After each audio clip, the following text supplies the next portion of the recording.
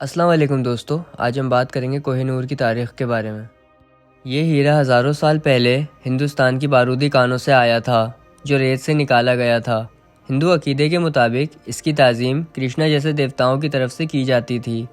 یہ ہیرا جسے کوہ نور ہیرے کے نام سے جانا جاتا ہے، اس نے 1800 کی دہائی کی وسط تک برطانوی کراؤن جولز میں آنے سے پہلے ہندوستانی عدالتی سازشوں کے ذریعے اپنا راستہ بنایا۔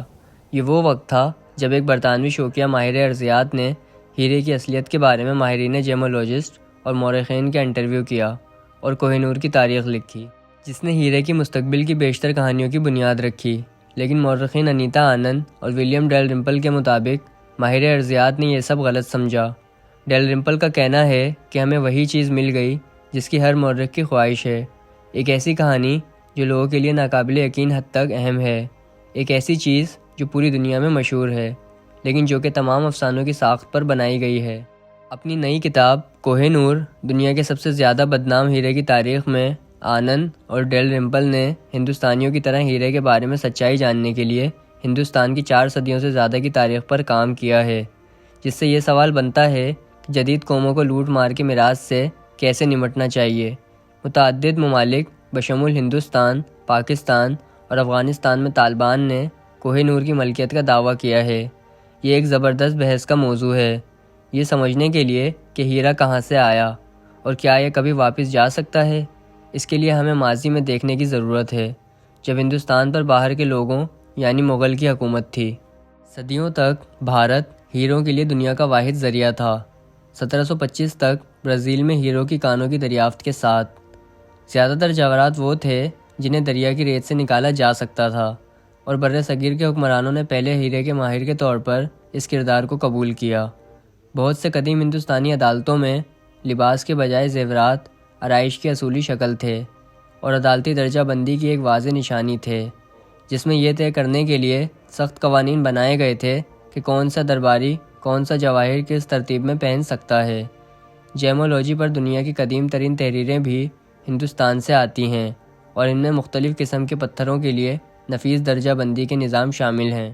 منگول رہنما ظہیر الدین بابر وسطی ایشیا سے خیبر پاس، جو افغانستان اور پاکستان کے درمیان میں واقع ہے، اس کے ذریعے 1526 میں ہندوستان پر حملہ کرنے کے لیے آیا، جو اسلامی مغل خاندان کا قیام عمل میں لایا اور قیمتی پتھروں سے رغبت کا ایک نیا دور شروع کیا۔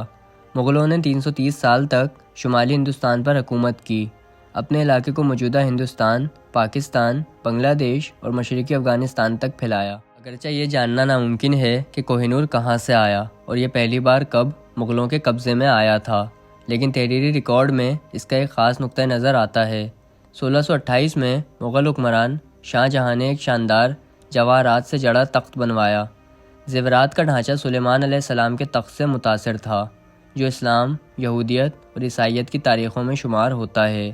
شاہ جہاں کے تخت کو بنوانے میں 7 سال لگے اور تاج محل سے 4 گنا زیادہ لاگت آئی، جو کہ زیر تعمیر تھا۔ تخت کو سجانے والے بہت سے قیمتی پتھروں میں سے 2 خاص طور پر بہت بڑے جواہرات تھے، جو وقت کے ساتھ ساتھ سب سے زیادہ قیمتی بن گئے۔ پہلا پتھر تیمور روبی تھا۔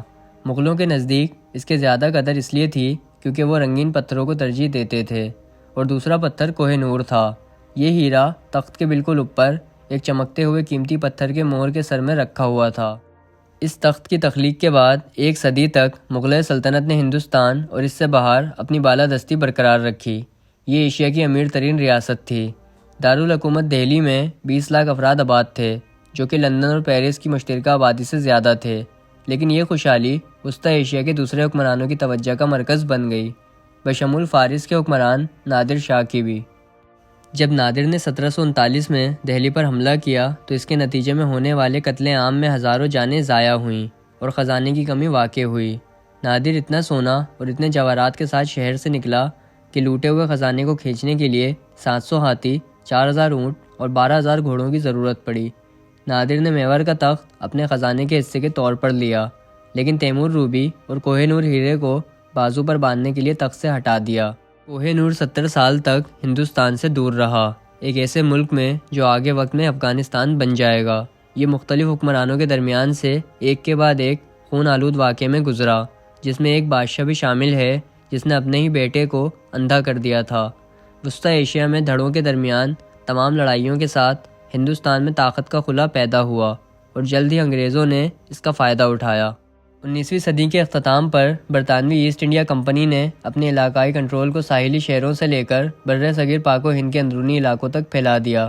مزید قدرتی وسائل اور تجارتی عہدوں کا دعویٰ کرنے کے علاوہ انگریزوں کی نظر انمول خزانے کے ایک ٹکڑے پر بھی تھی جو کہ کوہ نور تھا۔ کئی دہائیوں کی لڑائی کے بعد ہیرا ہندوستان واپس آیا اور 1813 میں سکھ حکمران رنجیت سنگھ کے پاس آیا۔ اس نے احمد شاہ کے زمانے سے لے کر اب تک تقریباً تمام ہندوستانی زمینیں افغان درانی خاندان سے واپس حاصل کر لی تھیں۔ یہ ایسا ہیرا تھا جس کے لیے لڑا اور مرا جا سکتا تھا۔ جب انگریزوں کو 1839 میں رنجیت سنگھ کی موت اور ہیرے اور دیگر زیورات کو ہندو پجاریوں کے ایک فرقے کو دینے کے بارے میں معلوم ہوا تو برطانوی پریس غصے میں پھٹ پڑا۔ ایک گمنام اداریہ نے لکھا، معروف دنیا کا سب سے مہنگا جواہر ایک ناپاک، بت پرست اور کرائے کے پادریوں کے بھروسے کا پابند رہے گا۔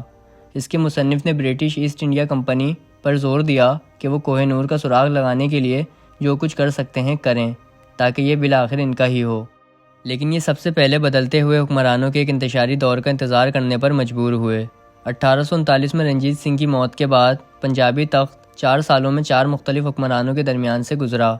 پرتشدد دور کے اختتام پر تخت کے لیے صرف ایک نوجوان لڑکا دلیپ سنگھ اور اس کی ماں رانی جندان رہ گئی تھیں، اور 1849 میں جندان کو قید کرنے کے بعد انگریزوں نے دلیپ کو معاہدہ لاہور میں ترمیم کرنے والی ایک قانونی دستاویز پر دستخط کرنے پر مجبور کیا، جس کے تحت دلیپ کو کوہ نور اور تمام خود مختاری انہیں دینی ہوگی۔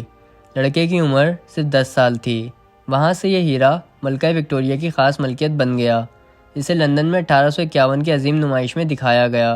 ٹائمز نے جون 1851 میں لکھا، بہت سے لوگوں کو اس کی ظاہری شکل سے خود کو یقین دلانے میں دشواری محسوس ہوتی ہے کہ یہ عام شیشے کے ٹکڑے کے علاوہ بھی کچھ ہے۔ امید کرتا ہوں کہ آپ کو آج کی ویڈیو پسند آئی ہوگی اور کوہ نور ہیرے کی تاریخ کے بارے میں کچھ نیا جاننے کو ملا ہوگا۔ اگر آپ کو یہ ویڈیو پسند آئی ہے تو پلیز لائک اور سبسکرائب کریں۔ شکریہ۔